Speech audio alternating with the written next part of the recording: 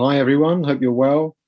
Welcome to this session exploring the world of brand licensing. My name's Billy. I'm from a website called Brands Untapped. We explore the world of brand licensing and brand extensions and look at how the design and creative strategy behind those products really let certain brands shine in certain categories. I'm delighted to be joined by Ian Downs of Start Licensing.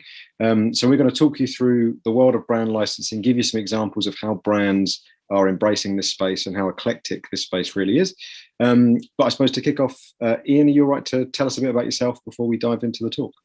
Yeah, thank you, Billy. So as Billy says, my name's Ian Downs. I'm from a company called Start Licensing, and Start Licensing is an independent licensing and brand extension agency. We work with clients such as Britvic Soft Drinks, the Ashmolean Museum, which is part of the University of Oxford, and Aardman Animations. We also provide consultancy services to brand owners, and in that capacity, we've worked for the likes of the National Gallery, Penguin Random House, Channel 4 and Sky Television. And in a nutshell, what we kind of do for companies is help them find ways to explore the area of licensing and brand extension, primarily with a financial kind of motivation behind it in terms of creating a new revenue stream for them, but actually kind of doing that within a kind of a managed and planned way that kind of protects and enhances their brand. And as a company, Start Licensing is an independent company, and we've been in this sector for 15 years now. So, and prior to that, I worked in a number of other kind of licensing orientated businesses. So all told, I have about 30 years of experience in the yeah, arena. Great stuff. And if anyone has any questions throughout the session, please use the Q&A tab to ask away. But yeah, we'll kick off. I'll share my screen and we'll start the presentation. So Ian. Yeah, thank you, Billy. So myself and Billy are obviously going to do the presentation in kind of two halves. And what I'm going to try and do is in the first half is really give you some sort of insight and guidance to licensing in its kind of structural and organizational form. And then I'm going to use a few examples from my current work to kind of illustrate some of the things that we're doing to provide some practical kind of examples. And then Billy will go on and look at the wider market and try to illustrate some of the current trends and points to note and deals of interest that are currently in the licensing and brand extension market. So by way of introduction to licensing, I think as a business model and a business tool, I think the best way of kind of regarding it is to think around it as a form of rental agreement. So essentially, the partners involved in it will reach an agreement, and generally that agreement is around the usage of an intellectual property, which is normally a brand, an entertainment program, those kind of things. And manufacturers, retailers, and promotional partners rent that intellectual property for and under a number of agreed sort of terms and conditions. Normally, those things are include a fee. So there's normally a royalty paid for on the sales that are achieved from that licensing agreement. So generally speaking, the royalty is normally applied to the wholesale price of a product.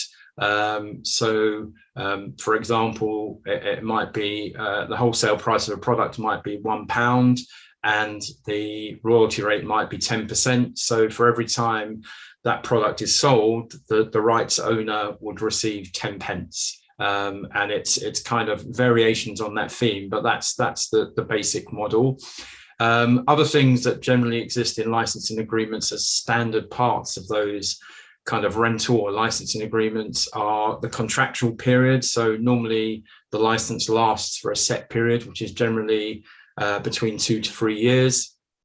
In some circumstances and in some industry sectors, that can be longer.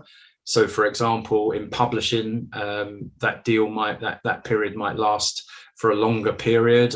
Same in areas like computer games. So it tends to be the business sectors that require longer lead times or perhaps more complex in terms of the development. They have a longer term of usage, but your average licensing deal will be sort of 2 to 3 years. Then there's a defined use. So what we would do is describe what the license covers in terms of activity. And again, generally, that's around the type of product that's produced. So in broad terms, again, you might not issue a license, let's say as broadly as say all apparel. You might make it more specific and say it's for t-shirts or for nightwear or underwear. And then you might be more specific than that. And you might say it's for children or for adults. And then you might say it's menswear or ladies wear, that kind of thing. And generally that's acceptable to the people that use licensing, because the companies that use licensing, the licensees, tend to focus on very specific parts of the market, and so they're experts in particular categories. Then the license is generally restricted by geographical territory. So classically, we would have most of our business is focused on the UK and Ireland, so the license tends to be restricted to activity in UK and Ireland. But you do see examples where there are pan-European or global deals. And obviously one thing that we have to bear in mind in the current market is that we have to look at things like e-commerce and mobile commerce sales. So contracts acknowledge that as well. So you would tend to look at where and when a product is going to be sold, both geographically, but through which type of distribution and which type of platforms. And then generally in a licensing agreement, there will be other terms and conditions that will be specific to that particular activity or partnership, or cover more broad things such as what retail channels there might be, as well as the royalty. There might be a financial guarantee that's agreed. So there'll be a guarantee of income over the license period. There may also be other things around PR and advertising. And also, again, increasingly, people in licensing, as we all are generally, are more mindful about matters to do with the environment. So there might be coverage in terms of where products are sourced from, how they're sourced from, what type of companies they're sourced from, what materials are used. And elements like, there may be things around green policies and that kind of thing. But generally speaking, the agreements that licensing operates under are they're standard, but then they are kind of made more bespoke through negotiation, really. So that's the sort of the basic structure.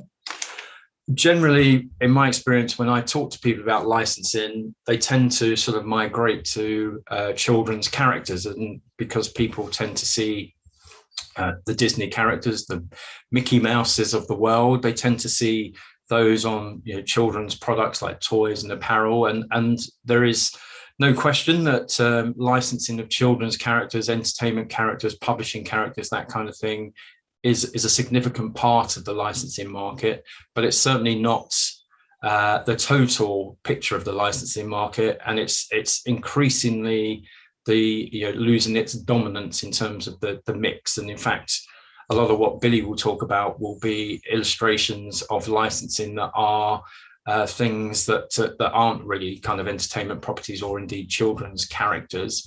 But the thing that binds it together is that generally licensing requires an intellectual property that's kind of well known, well established, and has an audience. And it's used by a variety of intellectual property owners, IP owners, in broad terms, again, to generate revenue, to create awareness, and to deliver consumer connections. And it kind of falls into different kind of categories. So here I've just sort of outlined some of the categories that we see. Some of these are things that I work on personally, but others are not. But a big category is the heritage sector. So increasingly, we see lots of museums and galleries in the world of licensing. I work with the Ashmolean Museum, which is part of the University of Oxford. But other good examples of museums that are succeeding in licensing include the V&A, the Science Museum, the Natural History Museum. And then we also see international kind of brands coming to the fore. So the Van Gogh Museum is a good example of a museum or a gallery that's had an impact in the licensing market. TV personalities, media personalities, that's another strong category. We work with the TV personality Nadia Hussain. And again, variations on a theme, you're seeing more from social media influencers, for example. So whilst Nadia has come to prominence through TV, TV isn't, of course, the only media platform of significance these days. So personalities can kind of succeed from other areas, and that's a growing area of licensing activity. Entertainment, of course, is a big area, as we say, with the children's characters. And we see companies like Aardman who develop their own IP, also representing and marketing their own IP. For a lot of animation and production companies, licensing is an increasingly important part of their product mix, their business mix, because it delivers them alternative sources of revenue. Because again, in general terms, where they used to make a significant amount of money from selling their programs to broadcasters internationally, they still do that, but those kind of fees for selling your programs are less than they were, let's say 5-10 years ago. And licensing activity, commercial activity, is helping to bridge that gap. Another area that's flourishing in licensing at the moment is the sports area. So you see American sports leagues like the NFL, NBA, so American football, basketball, baseball, NFL, NBA, that kind of thing. They are succeeding in licensing in probably two ways. One, in what we would call a sort of conventional sort of merchandise, souvenir type merchandise, but increasingly, particularly in Europe and in America as well, they're seen as lifestyle brands, and they succeed in areas like the fashion world, for example. Closer to home, football clubs, particularly in England, the Premier League clubs, but in Scotland, perhaps Rangers and Celtic, the sort of the leading clubs, are able to generate quite significant revenues through their licensing activities. And those licensing activities are generally for sports clubs, are generally done on an individual and independent basis, but there are examples in the UK and Europe where they will work as a collective. And again, a very good example of that would be the Premier League. So the Premier League clubs would band together for certain commercial work. And for example, when you think about the Panini sticker collections that we see at the beginning of football seasons, that's a collective deal done by all of the Premier League clubs. And again, one of the motivations there is the financial benefits and the revenue benefits, but for them also, it's a marketing and communication platform. Licensing gives them another way to talk to consumers, and sometimes difficult to reach consumers as well. And the final this is not an exhaustive list of categories, it's just an illustration of some of the significant ones at the moment, but we certainly can't overlook the growing importance and impact of the gaming world. And we see success from things like Call of Duty and Sonic the Hedgehog. I noticed there that I've rechristened him Sonic the Hedgehog. But Sonic is a very good example of a character that's probably 25 years plus now, and has become a classic character and crosses over into other genres. But effectively came to prominence through the computer game area, the gaming area. And again, that's an area that we see as a big area for licensing. And I think it will be a growing area of importance in licensing. Thinking now about why companies use licensing. So why would a manufacturer, a retailer, or a promotional company decide to use a licensed brand rather than use their own brand or create their own brand? So some of the common reasons that people tend to rely on licensing is First of all, it gives them access to a ready-made brand and design. So by that, what we mean is that they can kind of take a brand off the shelf that's had generally quite a lot of time, attention, and money spent on it and focused on it to develop it into a successful brand. And they can, as I said earlier, they can rent that brand for a period of time to help in their business. And for many people, that's a quicker and easier and more convenient route than spending time and energy trying to develop their own brand. As I mentioned earlier, one of the key things, I think, if you're entering the licensing market as somebody that owns a brand or assets, you've got to think about what you're bringing to the market. So in lots of cases, one of the reasons that people use a license is because that license is delivering an established consumer audience for them. And that includes an online audience increasingly. And sometimes that audience can be an audience that is difficult to reach in other ways. So a successful brand that chooses to go into licensing generally brings with it a fan base or a loyal consumer audience. And that can be a very useful commercial audience to talk to and target.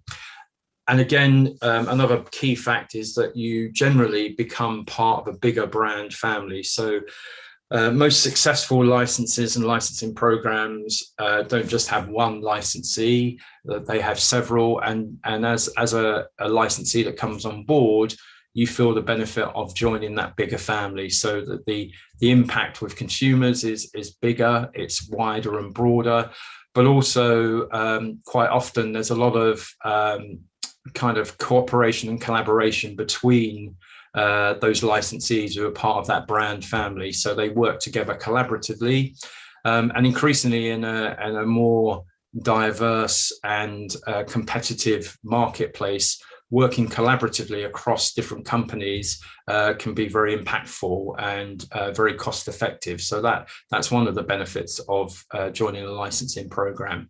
It also, in a related way, most of the successful brands in the licensing market already have an established presence in retail, and as any of those on the presentation who work or are involved with retail, they'll be aware that it's quite difficult as a company to get a new product listed at retail. But actually working with a brand that's established and already has a retail footprint and has success at retail can be very helpful. So that's another reason that people join a licensing program, because they can sit alongside other products that are already in the marketplace.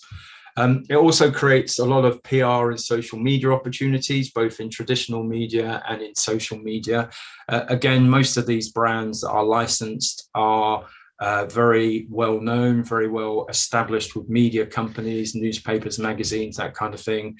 But they're also, they have social media platforms and audiences that they can talk to and target. And again, licensees find that a very useful part of the equation, because it helps power up their products. So often, for example, with our work with Aardman, when we launch a new product, it's promoted by Aardman through their social media, and that's quite a significant audience. But again, thinking about the consumer audience, generally the people who are following and engaging with Aardman on social media are very interested in Aardman and their characters. So when a company is able to present products to them, it's very well received. It's one of those things where actually the consumers want to know more about the brands that they like, and they actively seek out information about those brands, including new product information as well.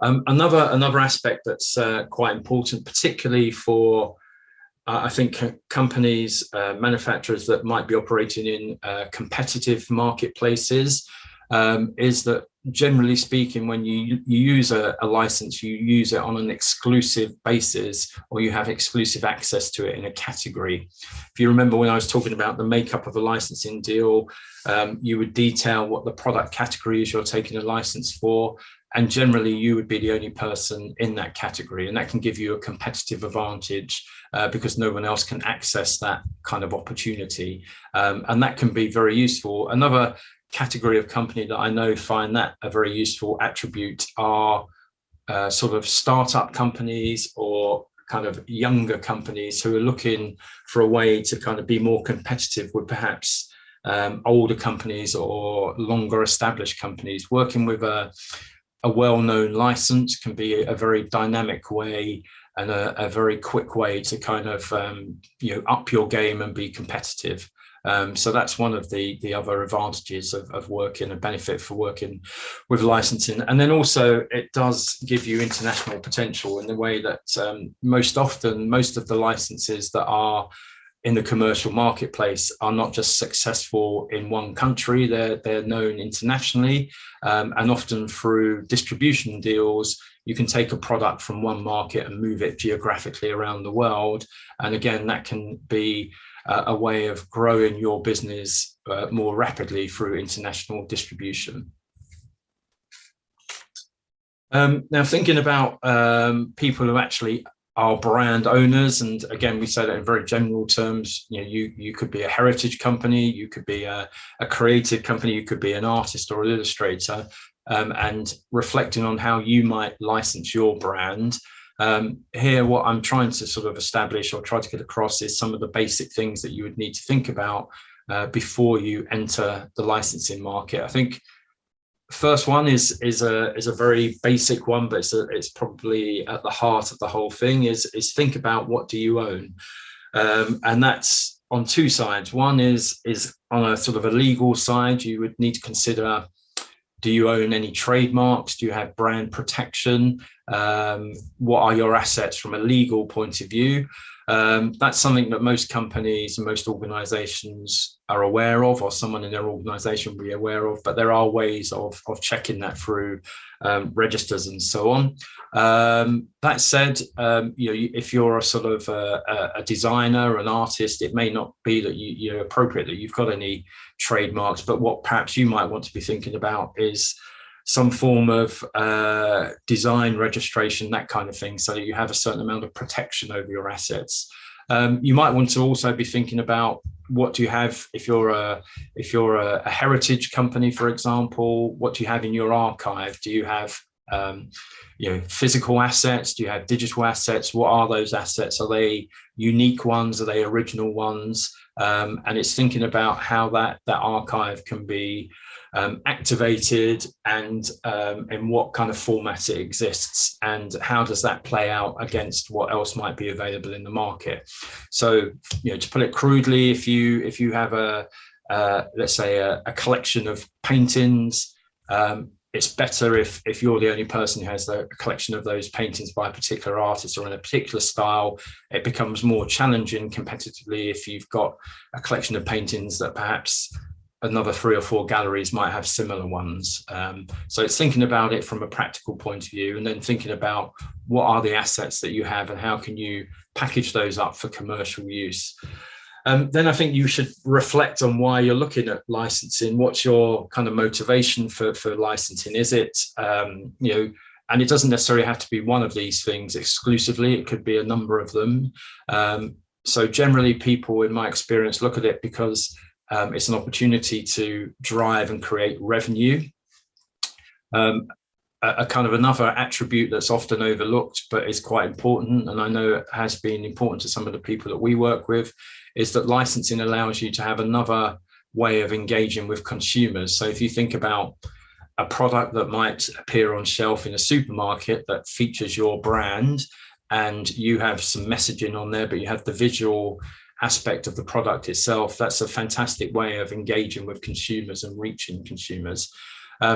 It also allows you, in some instances, to access a range of products and types of products and categories of products that perhaps you wouldn't be able to do on your own because of the expense of new product development, the process of finding new and interesting products, or even just the very basic thing about startup costs or minimum order quantities, those kind of things. So by working through licensing and with licensees, that gives you a wider access to a bigger pool of products.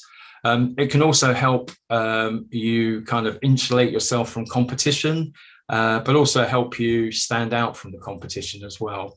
And the final consideration that people look at sometimes in licensing, there may be other reasons that I haven't listed here as well, but in some instances, it's important to activate your rights, because if you're not kind of using those rights, you may leave a vacuum for other people to come into that space.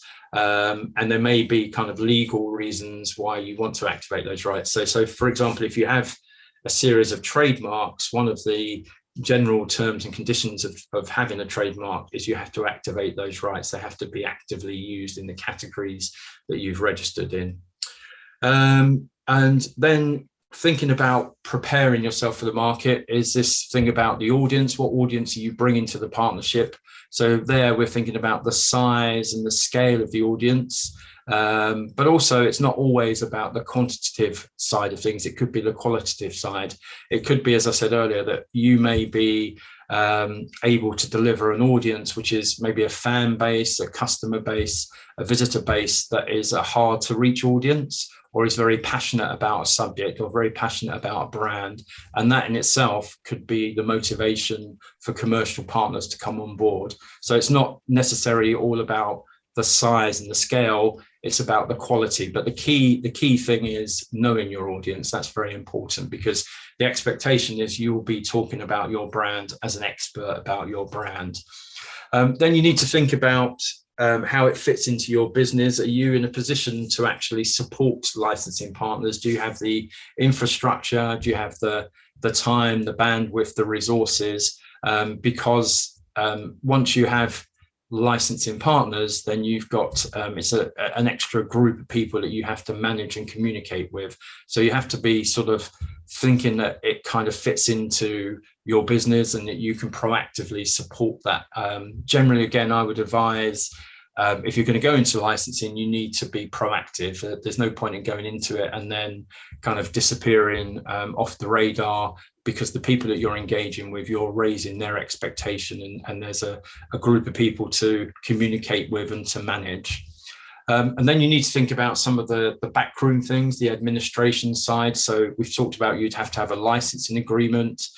You'd have to have things like usable commercial artwork that somebody can use. And then you've got to think about practical things like, for example, who's going to approve the product. So all products under license generally go through an approvals process to make sure they fit with your kind of brand and your brand vision. So you have to think about how that side of things will be handled.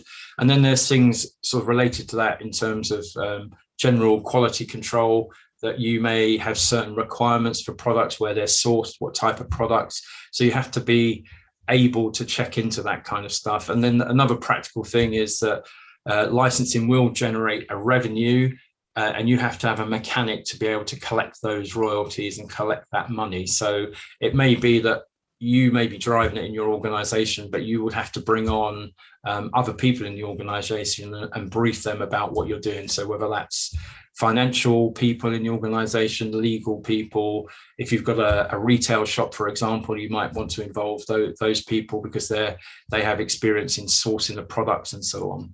So it's something that generally we find that organizations need to kind of bring the whole organization involved. Doesn't mean they're all involved all the time, but it needs to be a thorough kind of thing across the organization. And then in terms of how you might handle it, again, in very broad terms, of the people I've talked about, as an example, the V&A, they handle their licensing in-house. So they've built a licensing team within the V&A that manage all of their licensing. And then when they go outside of the UK, they may, for example, in Japan, they'll work with a licensing agent in Japan. But again, that licensing agent will report back to the V&A in London. So they've taken the decision to build a structure to manage their licensing program. If that's not kind of suitable or applicable to you, you may decide to go down the route of working with someone like me, who's a commercial licensing agent who manages a portfolio of rights. And generally the way that we would work is we work on a commission basis. So we would take an agreed percentage of the income that comes in from the licensing operation. So when I mentioned that, if you sold a product at wholesale price of £1 and it generates 10 pence, we would get a commission on that 10 pence every time there's a licensing sale. And the other sort of area that, or the other style of work sometimes, is that people engage consultants, and they generally work on a fee basis, and they might help you get ready for to start licensing, or they may be someone that is involved on an ongoing basis. So, for example, I work with a company called Rebellion, who own some very famous comics like 2000 AD and Roy of the Rovers. And I work with them as a consultant. So I help them with their licensing. They have people who manage licensing in-house, but I will help them with specific tasks or specific objectives. And I work in a dovetailed way with people within their team. So there are different models that you can explore. But I think the key thing is, if you're going to go into licensing and licensing your brand, you have to be ready to do that, and you have to be prepared to support the process as well. One big aspect of licensing is kind of making your assets, whether it's an archive, it's drawings, it's illustrations, or it's let's say it's a brand name and a brand logo, that kind of thing. You have to put them into a format that other companies, the licensees, the manufacturers you might work with, will be able to use in a easy to use way, a commercial way, but also an inspirational way. So what we have here are a couple of examples of extracts from the Ashmolean style guide that we use with our partners on the Ashmolean Museum.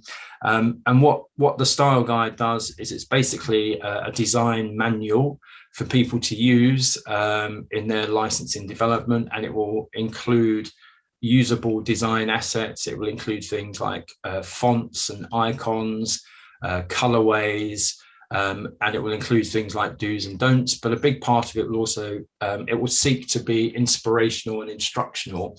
So what we have here, as I say, are extracts from what we've done with the Ashmolean, and all of the product examples that are shown have been developed based on assets from the Ashmolean collection. And what we've tried to do is to be kind of one part inspirational, one part instructional, but by putting them together, you're giving the licensees, and the emphasis on the plural, the licensees, a toolkit they can use, and they're all coming to the market from disparate places. So there might be apparel companies, ceramics companies, home furnishing, food companies, all have kind of different experience, different outlooks and different requirements, but the common bond is they're all working, in this case, with the Ashmolean and the Ashmolean assets. And what we're trying to do with the Ashmolean is make sure that that message visually is delivered in a consistent way when people are from these different backgrounds are using those assets. So rather than have 10 products with 10 different looks, the style guide helps to make it very uniform, but also brings the assets alive in a very creative and positive way. So I'm just going to show now a few examples from our kind of current portfolio of what some of the work that we're doing with some of our clients, just to give you an idea in top line terms about some of the thinking behind some of the licensing deals and some of the processes that go through. But also, I think, and Billy's chat will kind of expand on this, hopefully to fire up your kind of imagination of what can be done with licensing. I think licensing is one of these kind of marketing, advertising, brand communication toolkits that allows you to be very imaginative, very creative, very commercial, and perhaps to realize things of your intellectual property that you kind of can't do on your own, but you have had a vision about. And I think that's one of the great attributes of licensing. It allows you to explore new products, new categories in a very commercial way, but also in a kind of in a way that you're in a safe environment because you're working with experts in that particular category. And as we said earlier, generally with companies that are very well established and can bring something to the table. So with the Ashmolean, we're in the final stages of preparing to launch an Ashmolean paint collection. We're working with a company called Grafenstone, and what we've doing with them is basically putting together a paint collection for the commercial market. So this will be sold in kind of DIY stores, design stores, those kind of places, home improvement stores. And what we wanted to do was deliver something different to the marketplace.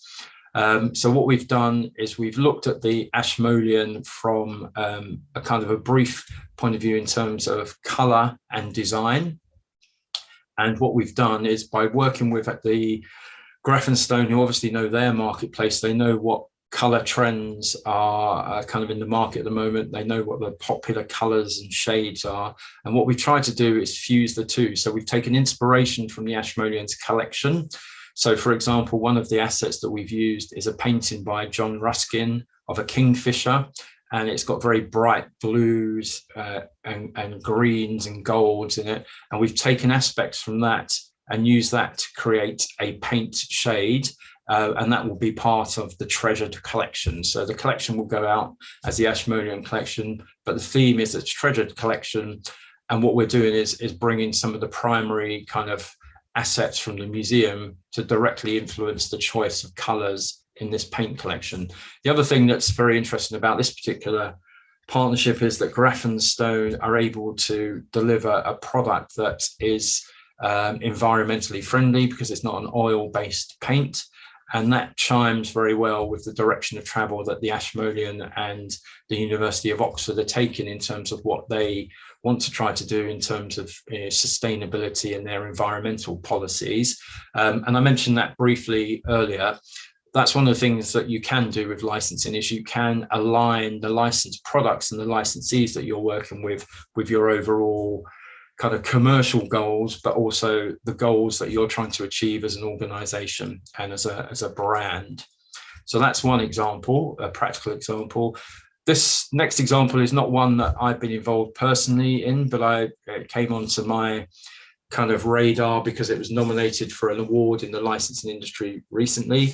It's a range of crisps that have been developed by a company called Made for Drink in partnership with English Heritage. And the interesting thing for this is how the English Heritage have tried to bring their kind of USPs in terms of their locations, their assets, what they kind of stand for, if you like, in the marketplace, into a category like snacks. But also, one of the motivations I think about it is going into the wider retail market, but these crisps are actually sold in all of the English Heritage sites. So what that's allowed English Heritage to do is to kind of, if you like, source their own product that reflects their own values for their own sites, but it's also given the licensee Made for Drink a foothold in the market that they can then use to push themselves further into the more competitive retail market with, independent supermarket, food service, that kind of thing. But I think it's an interesting example of how a heritage brand has come into the market in a kind of a category that perhaps you wouldn't necessarily first think that a heritage brand could be involved in that category. Another interesting aspect of licensing, particularly in the food area, is how food companies and drinks companies can work with other manufacturers in the food sector to dial up their brand through the use of specific flavors, ingredients, and tastes. So this is an example. Gardeners are a Scottish-based company who are a family firm have got a long tradition in making fudge, and they manufacture it in their own facility in Scotland, and they're very successful. But one aspect of what they do is they work with brands like Jack Daniels, Jim Beam, Bailey's to produce flavored fudges. And obviously from their point of view, the licensee's point of view, it gives them a real point of difference, what I was saying earlier. So they will be the only fudge manufacturer that works with Jack Daniels, Jim Beam, and Bailey's. So that gives them a real edge in the marketplace. And conversely, for the alcohol brands, it allows them to get their brands into different parts of the market from a retail point of view, to engage with consumers in a different way. But also, if you see the products on the left and in the center in particular, and I guess to a degree the Bailey's one as well, these tend to be more gift orientated products. So they're products that are bought by someone for the recipient. And I think what's attractive to the drinks companies in that respect is that they are getting into that gift giving occasion, and they will get their product into different parts of stores and into different distribution opportunities. But it's an interesting example of how food and drink brands can work together collaboratively in licensing as well.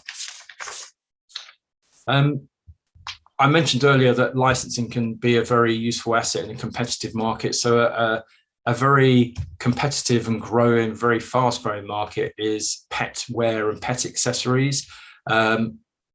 We have worked with a company called Urban Pup to develop a Wallace and Gromit collection. You can kind of see the styling and the look of it. It's kind of very on brand. We like it, Aardman like it, because it's a fun way of using their characters and their brand, but it also gets them into a new market sector. So to be in the pet accessories market is an interesting area because it is a growing area and they didn't have any business in that area.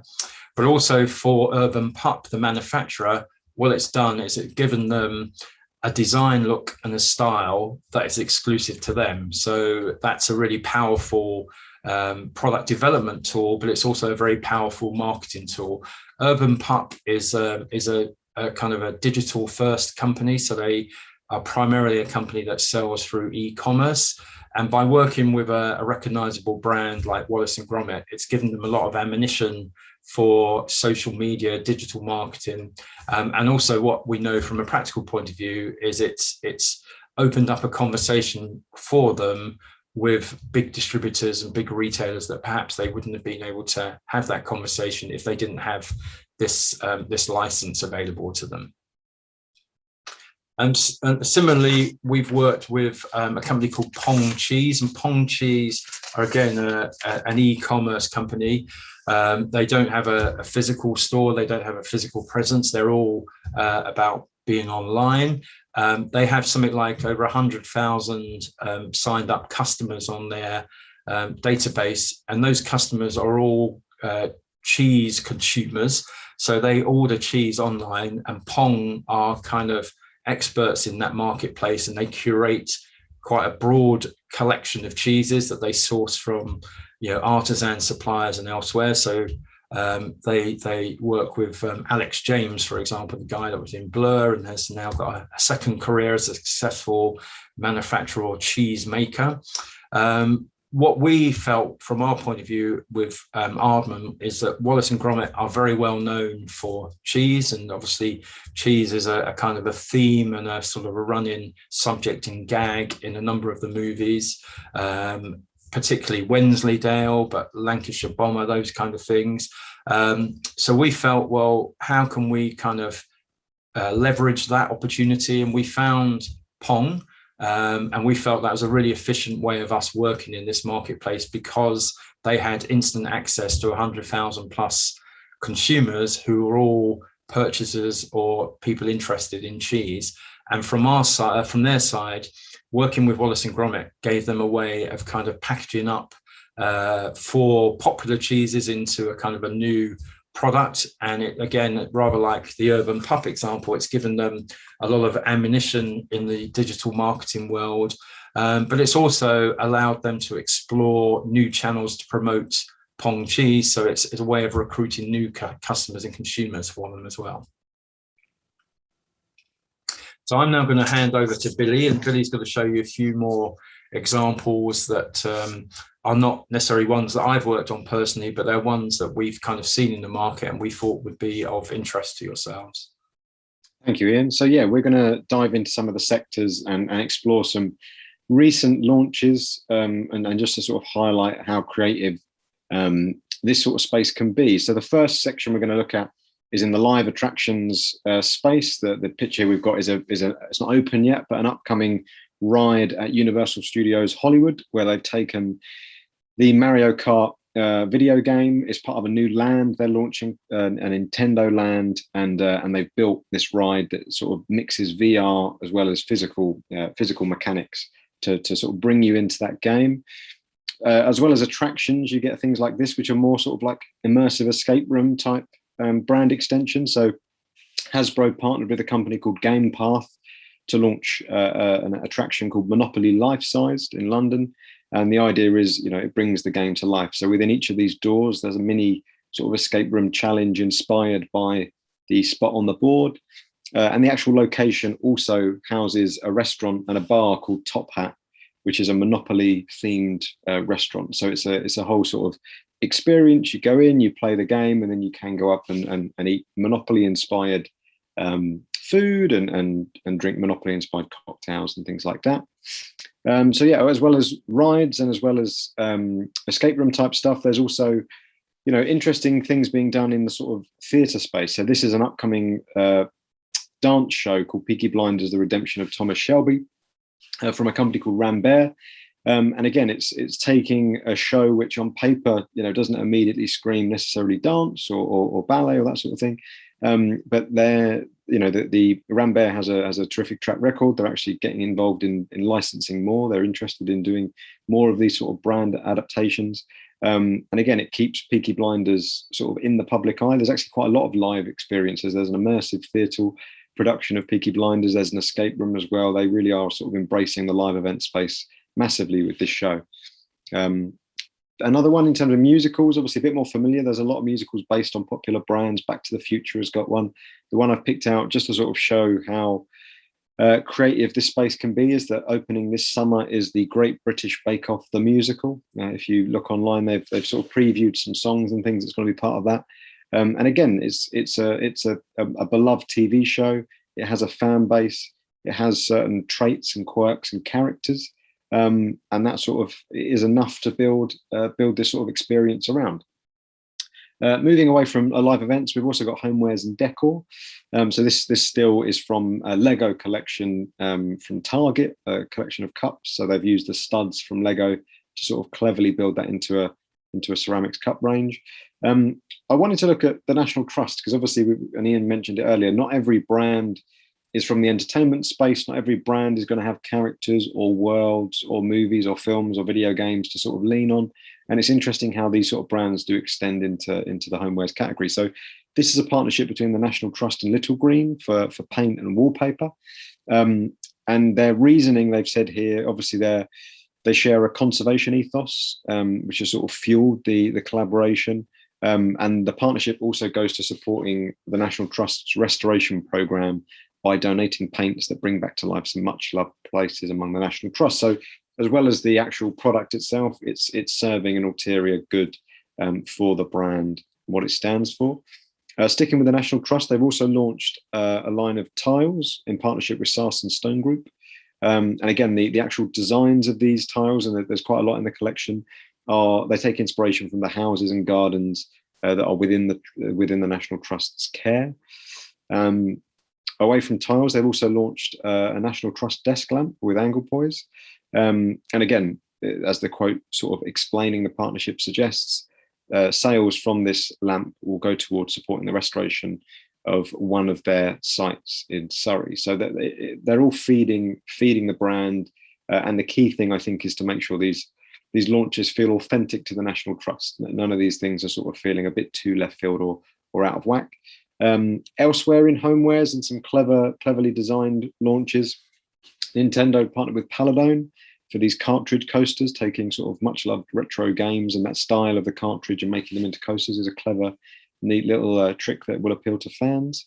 Sticking with Paladone, they've also launched this desk lamp, taking an element of one of the games and bringing that out. And it's that sort of creative thinking when you have that sort of brand where, the plant, the plant isn't necessarily the key thing of the games all the time, but it's a really recognizable element of that brand's DNA. And any recognizable element of a brand's DNA, if there's a clever, smart way to bring that design to life in a sector, this is proof that it can be done.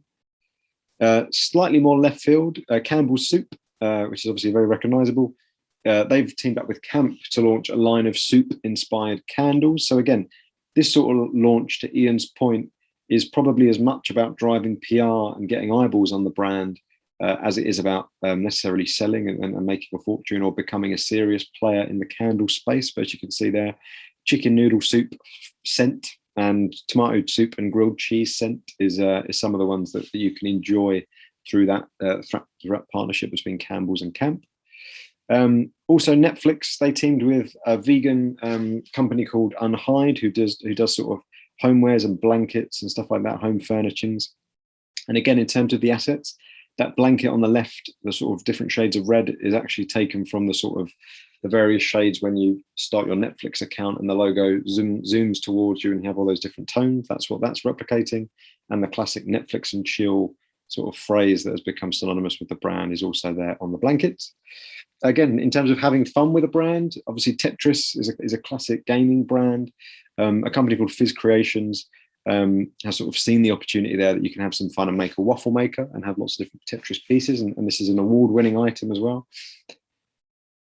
Away from gifts and sort of and homewares, apparel is obviously a huge space. And Ian's mentioned this earlier, that the example there we've got is actually a brand new deal, a very recent launch between the London Stock Exchange and Universal Music Group for a series of Queen socks. So they've taken iconic moments from live performances, but also you can see there from some of the music videos as well. Each member of the band has got their own sock as well. So again, taking they're very simple designs. They're not overly detailed, but they're enough to convey the brand messaging.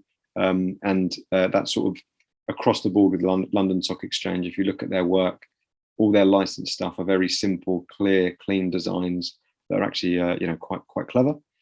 In sort of more typical licensing, we've got Universal has teamed with M&S. Obviously, the new Jurassic World movie has just hit cinemas, so they've launched this collection of children's wear. And again, this is something that I imagine most people would be very familiar with in terms of big new movie shows, big movies and TV shows sort of launching into the kids' wear space in a similar fashion. Slightly more left field, but equally as popular, we have deals like this. So this is the Museum of Modern Art teaming with Uniqlo for an apparel collection. They've done a few different museum deals, but as you can see from the designs of this, they actually, have the artwork, on the apparel, but they also will sometimes put information of sort of similar to how you would see it presented in the museum. And I know that there's a partnership they have with the Louvre in France, which actually has sort of the departments that you'll find the works in. They've literally lifted the department sign and put that on apparel as well. So again, clever use of the assets that these museums have. Again, another example, very recent one in the last couple of weeks, Alma de Ace has launched a Coca-Cola collection. The interesting thing with this is they've dived into the Coca-Cola archive. So a lot of the pieces in this collection, I think you can see in terms of what the guy's wearing there, Coke 86, that's a retro logo. They've actually leaned into old adverts from the 80s as well for some t-shirts. But again, it's that sort of mining your archive and seeing what is there and what could make for a stylish sort of brand extension in certain categories. Sticking with Coca-Cola, because again, it's a very recent deal. They teamed with Brown-Forman for this sort of mashup Jack Daniels and Coke ready to drink launch that they've just done. And again, it's owning that space. Jack Daniels and Coke is a sort of very common drink.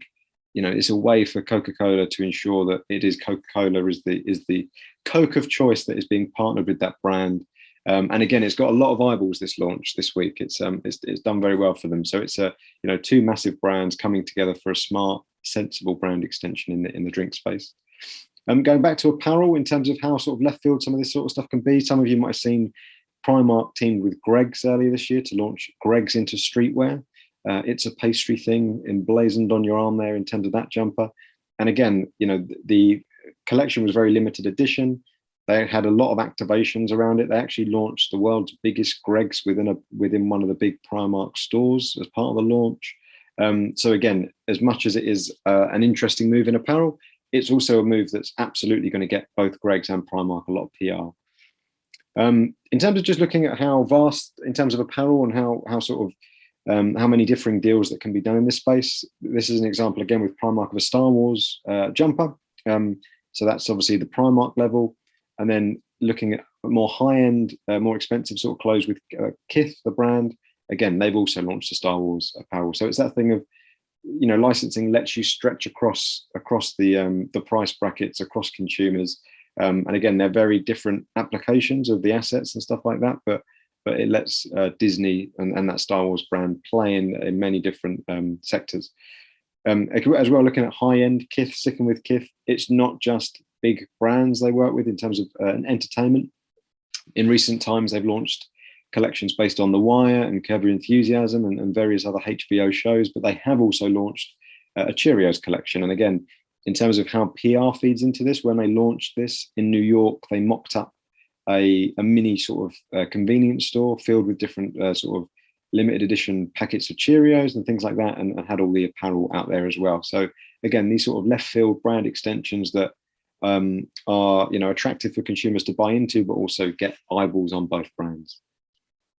And as well, in terms of fan bases and sort of targeting specific fan bases and groups, there's plenty of apparel companies that are leaning into that. This is Geeky Jerseys. So they do sort of hockey jersey inspired apparel around real core fandom groups. So they've done Judge Dredd, they've done Transformers. This one being worn here is a Dungeons and Dragons jersey. And again, it's that classic thing of these are super limited edition, super exclusive. And when you go super exclusive and super limited edition, you can sort of play in quite niche fan bases. And again, you can play around with assets as well. I know their Transformers jersey uses the certain logos from certain characters in that world in quite a clever way, where if you know the characters, you'll get it. If you don't know the characters, it might just look like an out there jersey. But it's a smart way of targeting certain fan bases and doing it in a very creative way. Footwear is a huge part of the licensing industry, especially at the moment. There's lots of collaborations, very creative ones. This one's a partnership between Reebok and the Ghostbusters brand. So you've actually got, you know, proton packs on the back of the sneaker. Others are slightly more subtle. This is a partnership between Disney and Adidas. Again, taking the core colorways of certain characters like Buzz Lightyear. They've recently launched one where they had sort of the fur pattern from Sully and Monsters Inc. That was all over the trainer. And again, so it didn't necessarily have a picture of the character like this one does, but it had ways of conveying certain traits about the character and being quite clever with it. I'll rifle through the last few because we're running out of time a little bit. So next up we have M&M's and Adidas. So again, a food brand playing in this space. There are tiny tweaks. You know, it's quite subtle, but each M&M's character and flavor has a sort of different characteristic, and they've tried to convey various elements of that within these launches. Crayola, again, they've leaned into that pattern of the crayons, that sort of black border that you get on the iconic Crayola crayons. They've used that as the sort of Velcro strap on these trainers. So again, a very, very smart way that design can bring a brand to life in a certain category. Just Dance. So again, the video game Just Dance, a dancing video game. They partnered with Reebok for a pair of trainers. But the interesting thing with this is that there was an in-game application as well. So they launched a level where the characters in this particular Reebok-inspired routine are actually wearing the trainers that you can go out and buy. Again, similarly, Minecraft teamed with Lacoste for an apparel collection. So you can see here certain jumpers, t-shirts, shorts, things like that. But they then also launched a dedicated land within Minecraft called Croco Island, where again, the Lacoste brand was brought to life in-game. So these sort of multi-purpose partnerships and both brands sort of having activations, you know, Lacoste having the apparel, and then Lacoste coming to life in the game.